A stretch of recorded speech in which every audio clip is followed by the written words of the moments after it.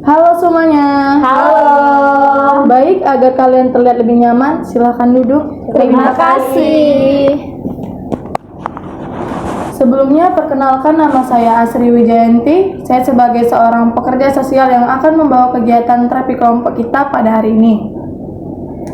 Di sini kita akan melakukan kegiatan terapi kelompok yang dimana tujuannya itu untuk memecahkan masalah, dan di sini kita bisa saling bertukar cerita untuk memecahkan masalah kita masing-masing. Karena saya tadi sudah memperkenalkan diri, gantian kalian yang memperkenalkan diri ya, dimulai dari sebelah kanan saya. Nama saya Citra Kairani. Nama saya Nasuku Syabira. Nama saya Marsha Ardana. Nama saya Devi Pitaloka. Baik, karena kita sudah pada saling kenal, sebelum kita memulai kegiatan terapi kelompok, alangkah baiknya kita berdoa terlebih dahulu. Berdoa dimulai.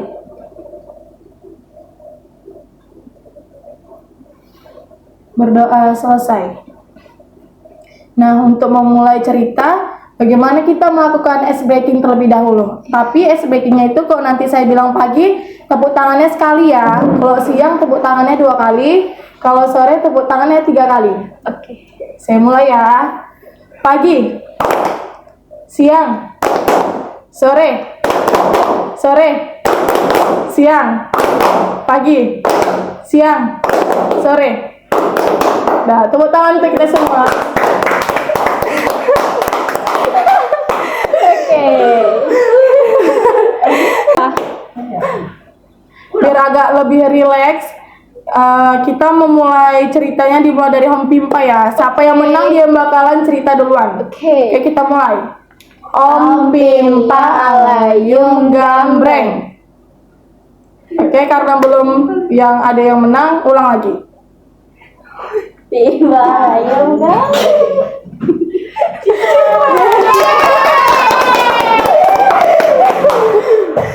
Baik, silakan dimulai untuk cerita. Nama saya Citra Kairani. Saya kalau buat saya memakai narkoba karena tekanan pekerjaan. 1 tahun yang lalu saya baru saja masuk ke perusahaan untuk bekerja. Di situ saya sangat senang sekali mendapat pekerjaan karena pekerjaan itu sesuai dengan skill dan kemampuan yang saya punya.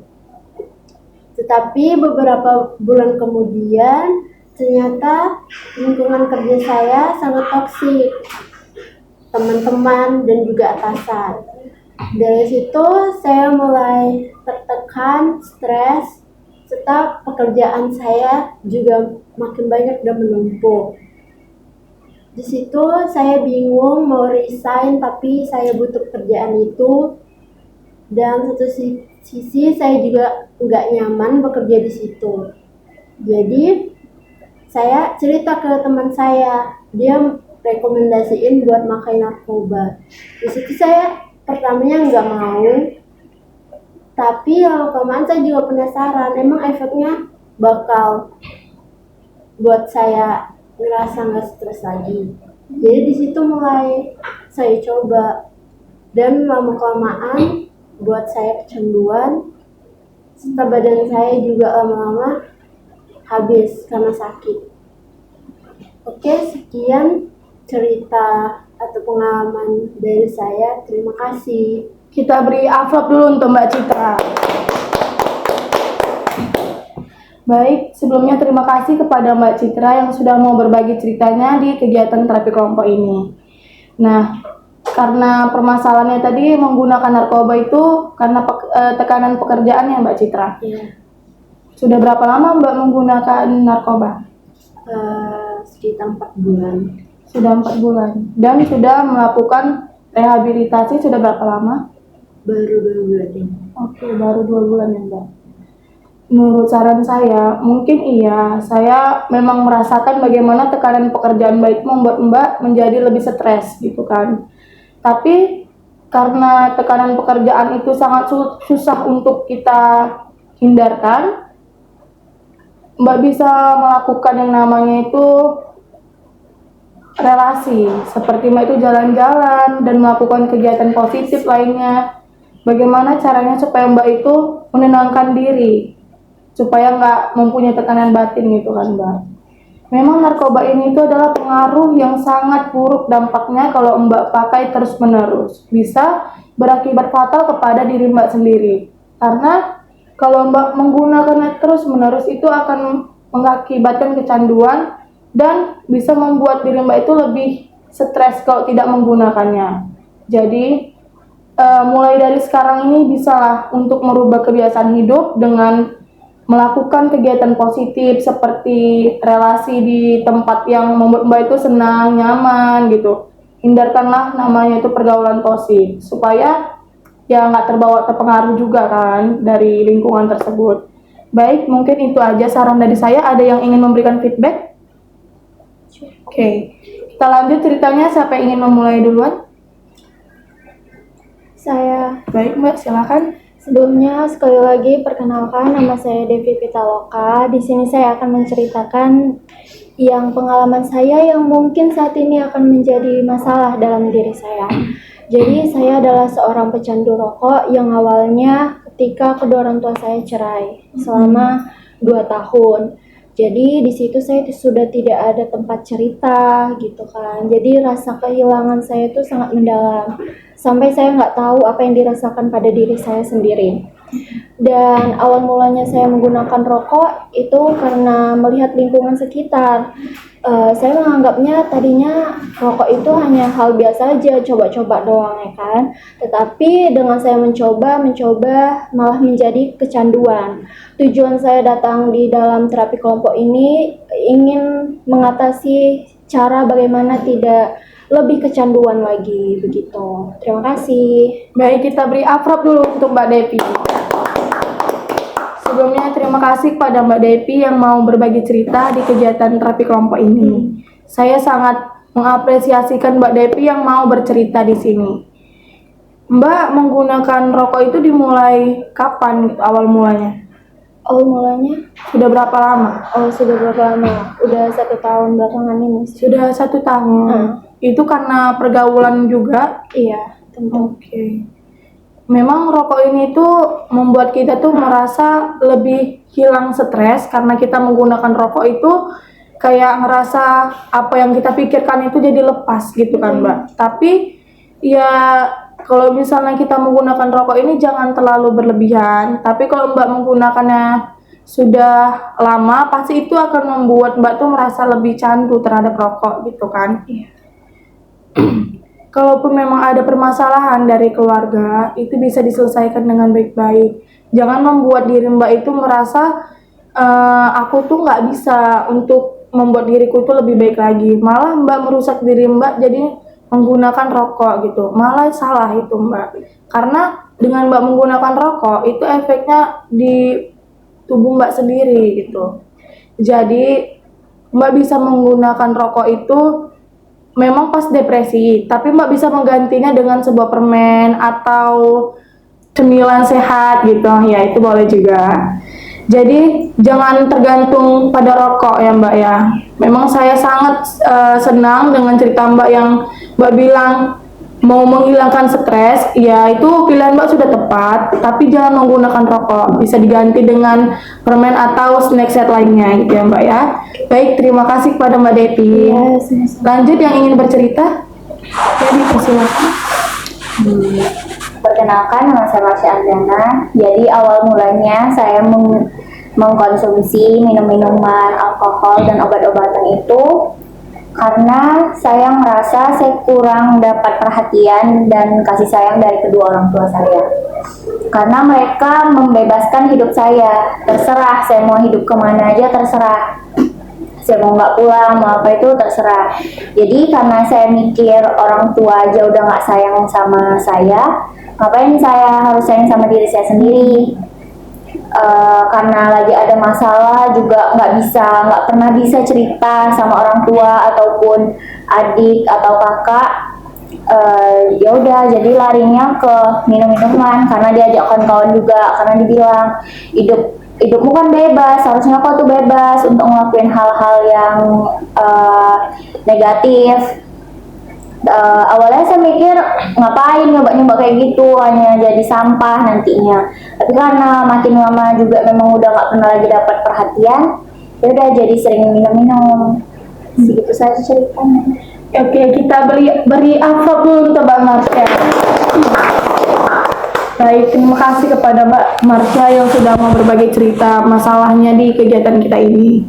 Saya sangat paham bagaimana keadaan Mbak Marsha yang sudah hebat dalam menjalani perjalanan hidupnya karena tekanan keluarga. Mungkin memang itu adalah suatu hal yang bikin kita tuh menjadi ngerasa depresi. Maka dalam hal itu kita bisa melakukan hal-hal buruk atau negatif seperti menggunakan narkoba gitu ya Mbak. Jadi saya berharap Mbak itu bisa merubah dengan cara melakukan hal yang membuat Mbak itu senang gitu, lebih mendekatkan diri kepada Allah, beribadah, supaya kita tuh terhindar dari yang namanya hal-hal yang buruk. Tekanan dari keluarga itu memang sangat menyakitkan, apalagi kalau kita nggak mendapatkan perhatian dari keluarga. Mungkin keluarga itu nggak paham sama kondisi kita, makanya kita yang harus paham terhadap kondisi keluarga kita sendiri. Dengan cara Mbak menggunakan itu memang hal yang salah. Saya tidak bisa menyalahkan Mbak karena itu memang kondisi Mbak yang sangat buruk. Tapi Mbak bisa melakukan yang namanya rehabilitasi. Mbak tepat sekali untuk datang ke kegiatan terapi kelompok ini. Disinilah Mbak bisa menghilangkan kebiasaan menggunakan narkoba. Di sini kita bisa saling sama-sama memperbaiki cara hidup kita. Yang awalnya menggunakan narkoba, kita bisa lebih hidup sehat lagi. Disinilah kita bisa menghilangkan suatu beban kita, masalah kita.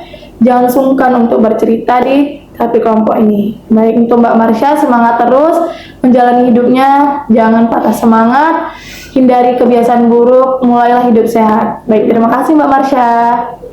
Lanjut, yang ingin bercerita? Mbak dipersilahkan. Perkenalkan, nama saya Najwa Kasyibila. Jadi pada awalnya saya menggunakan ganja itu karena perceraian orang tua saya, yang mana saya juga masih remaja, masih pengen didengar oleh orang tua saya. Jadi di rumah tuh setiap hari ada ajakan musik yang berbeda-beda. Di situ membuat saya tertekan, mental saya juga udah mulai hancur.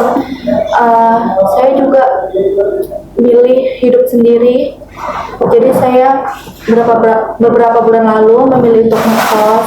Di situ saya juga memiliki beberapa teman, dan dari salah satu mereka itu yang menemukan saya dengan ganja dan dunia malam.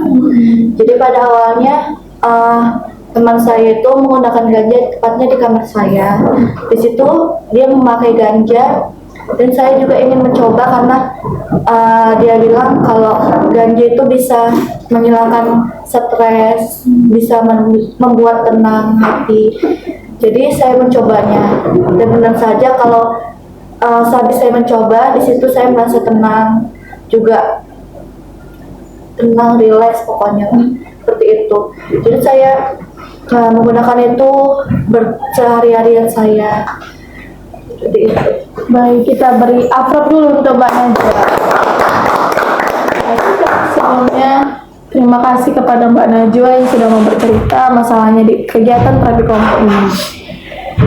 Saya sangat terharu dengan cerita Mbak Najwa yang bisa lepas dari keluarganya, tekanan keluarga yang membuat Mbak itu merasa tertekan. Memang keluarga itu adalah salah satu yang bikin kita itu sakit hati terdalam, tapi tidak dengan menggunakan narkoba. Mungkin Mbak Najwa ini sudah terpengaruh oleh teman dengan menggunakan ganja, itu adalah pilihan yang buruk. Pandailah kita untuk memilah teman, karena teman ini adalah salah satu faktor kita membuat diri kita tuh menjadi lebih toksik. Yang awalnya kita anak yang baik-baik, tapi karena perilaku teman tadi, jadi kita ikut-ikut jejak teman gitu. Jadi jangan terlalu terpatok dengan teman, karena teman ini nggak semuanya tuh berdampak baik gitu.